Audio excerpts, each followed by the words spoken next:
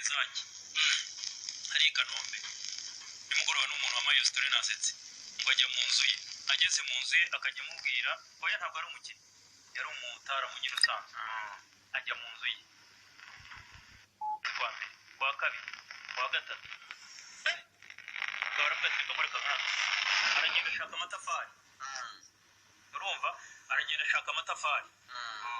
arayazana udutafari twiza duhiye umutipa arimo imbere aryamye abwira abafundi ati nimwoke muhere kuri intuza barazira umuryango ariko ibyo ntabwo byemewe umutipe akuza akandi yagira atya ahamagara polisi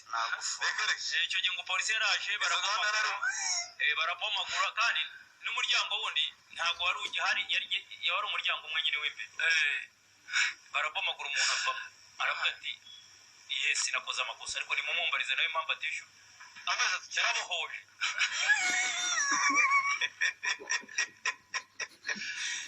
yaragabanye kandi uramuzi uwo mujyamo